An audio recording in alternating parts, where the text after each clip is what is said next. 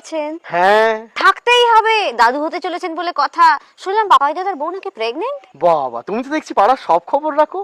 তা বৌমা যত্নার্থী করছেন তো? হ্যাঁ, রাখতে তো হবেই। দেখো, প্রথম সন্তান, প্রথমবারের জন্য মা হতে চলেছে, যত্ন করতে হবে না? ঠিকই তো, কিন্তু আমার একটা কথা খুব মনে হচ্ছে জানেন। কি মনে হচ্ছে? এই যে ধরুন রাস্তা থেকে আমি একটা আদলা ইট তুলে পাপাই দাদার বউকে গিয়ে যদি গবাক করে মারি, কেমন লাগবে? মানে? এই যে ধরুন এইমাত্র যে কুকুরটাকে আপনি মারলেন, সেই কুকুরটা প্রেগনেন্ট।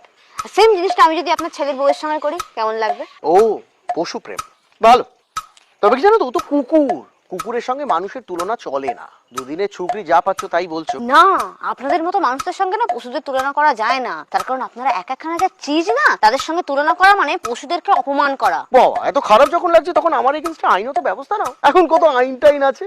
আইনের সাহায্য নিয়েও কোনো লাভ নেই, সেটা আপনিও খুব ভালো করে জানেন। আমাদের দেশের মানুষেরই সুরক্ষা নেই, সেখানে একটা রাস্তার কুকুর। ঠিক আছে, এবার দয়া করে এসো। হ্যাঁ, ঠিক আছে, আজ আমি আসছি। এরপর কোনোদিন দেখলে সেদিন কিন্তু ব্যবস্থা নেব। কি ব্যবস্থা নেব?